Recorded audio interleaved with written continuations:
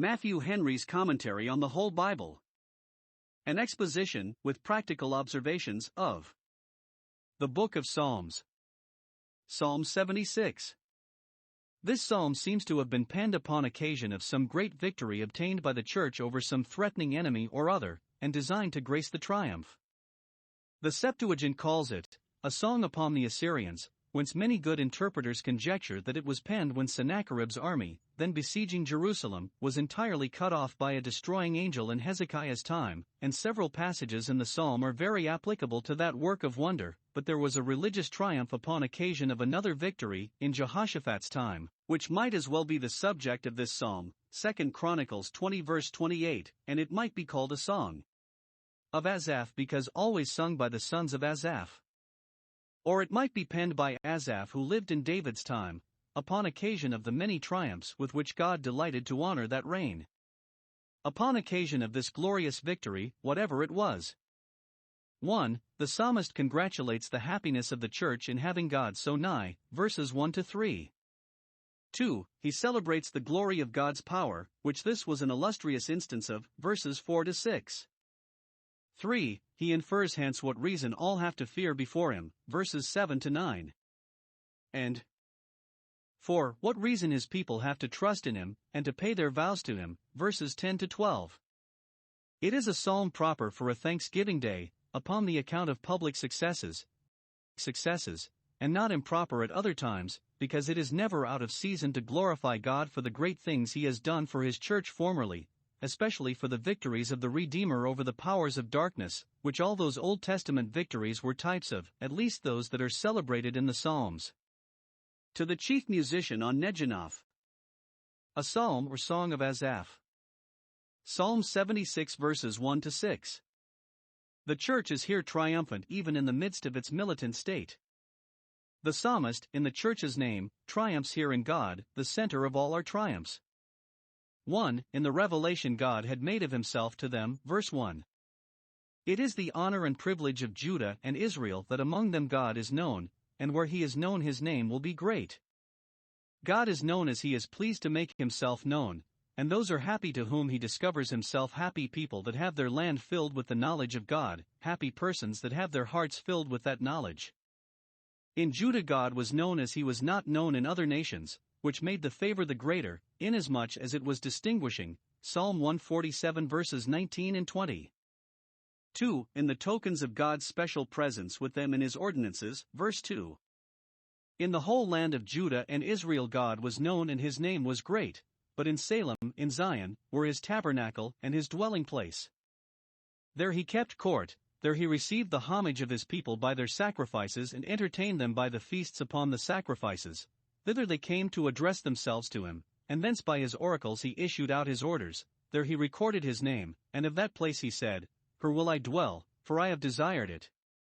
It is the glory and happiness of a people to have God among them by his ordinances, but his dwelling place is a tabernacle, a movable dwelling.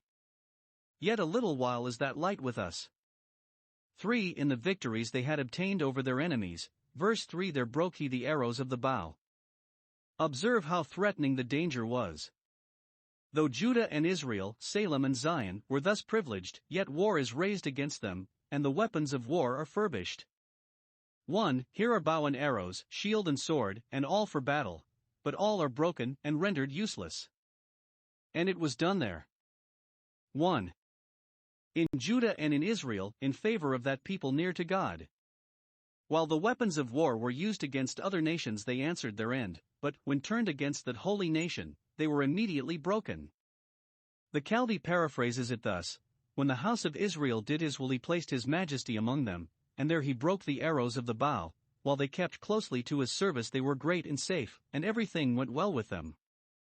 Or 2.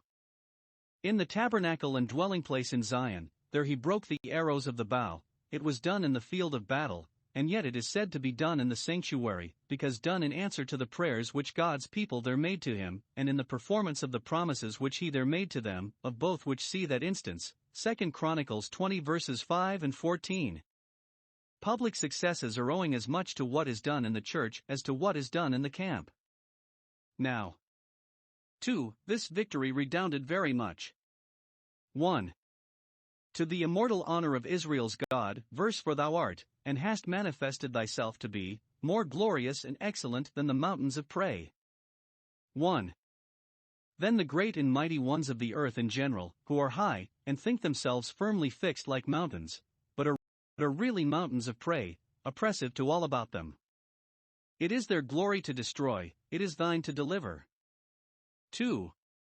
Then our invaders in particular. When they besieged the cities of Judah, they cast up mounts against them, and raised batteries, but thou art more able to protect us than they are to annoy us.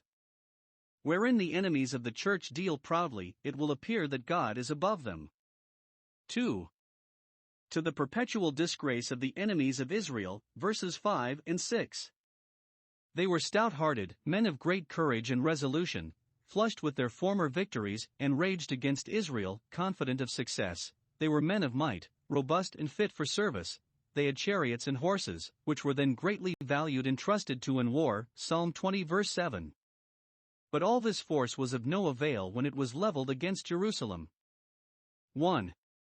The stout-hearted have despoiled and disarmed themselves, so some read it. When God pleases, he can make his enemies to weaken and destroy themselves. They have slept, not the sleep of the righteous, who sleep in Jesus, but their sleep, the sleep of sinners, that shall awake to everlasting shame and contempt. 2. The men of might can no more find their hands than the stout-hearted can their spirit. As the bold men are cowed, so the strong men are lamed, and cannot so much as find their hands, to save their own heads, much less to hurt their enemies. 3. The chariots and horses may be truly said to be cast into a dead sleep when their drivers and their riders were so. God did but speak the word, as the God of Jacob that commands deliverances for Jacob, and, at his rebuke, the chariot and horse were both cast into a dead sleep. When the men were laid dead upon the spot by the destroying angel, the chariot and horse were not at all formidable. See the power and efficacy of God's rebukes. With what pleasure may we Christians apply all this to the advantages we enjoy by the Redeemer.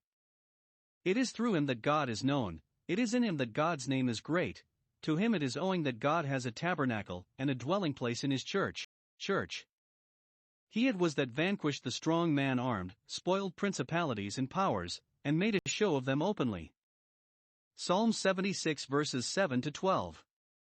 This glorious victory with which God had graced and blessed his church is here made to speak three things. 1. Terror to God's enemies, verses 7 to 9. Thou, even thou, art to be feared, thy majesty is to be reverenced, thy sovereignty to be submitted to, and thy justice to be dreaded by those that have offended thee. Let all the world learn by this event to stand in awe of the great God. 1. Let all be afraid of his wrath against the daring impiety of sinners, who may stand in thy sight from the minute that thou art angry. If God be a consuming fire, how can chaff and stubble stand before him, though his anger be kindled but a little? Psalm 2 verse 12. 2. Let all be afraid of his jealousy for oppressed innocency, and the injured cause of his own people. Thou didst cause judgment to be heard from heaven, then when thou didst arise to save all the meek of the earth, verses 8 and 9, and then the earth feared and was still, waiting what would be the issue of those glorious appearances of thine. Note 1. God's people are the meek of the earth, Zechariah 2 verse 3, the quiet in the land, Psalm 35 verse 20, that can bear any wrong, but do none. 2. Though the meek of the earth are by their meekness exposed to injury, yet God will, sooner or later, appear for their salvation, and plead their cause. 3. When God comes to save all the meek of the earth, he will cause judgment to be heard from heaven. He will make the world know that he is angry at the oppressors of his people, and takes what is done against them as done against himself. The righteous God long seems to keep silence, yet, sooner or later, he will make judgment to be heard. 4. When God is speaking judgment from heaven, it is time for the earth to compose itself into an awful and reverent silence. The earth feared and was still, as silence is made by proclamation when the court sits. Be still and know that I am God, Psalm 46 verse 10. Be silent, O all flesh, before the Lord, for he is raised up to judgment, Zechariah 2 verse 13. Those that suppose this psalm to have been penned upon the occasion of the routing of Sennacherib's army take it for granted that the descent of the destroying angel, who did the execution, was accompanied with thunder, by which God caused judgment to be heard from heaven, and that the earth feared, that is, there was an earthquake, but it was soon over. But this is altogether uncertain. 2. Comfort to God's people, verse 10. We live in a very angry, provoking world. We often feel much, and are apt to fear more, from the wrath of man, which seems boundless. But this is a great comfort to us. 1. That as far as God permits the wrath of man to break forth at any time, he will make it turn to his praise, will bring honor to himself and serve his own purposes by it. Surely the wrath of man shall praise thee, not only by the checks given to it, when it shall be forced to confess its own impotency, but even by the liberty given to it for a time. The hardships which God's people suffer by the wrath of their enemies are made to redound to the glory of God in his grace, and the more the heathen rage and plot against the Lord and his anointed, the more will God be praised for setting his king upon his holy hill of Zion in spite of them. Psalm 2 verses 1 and 6.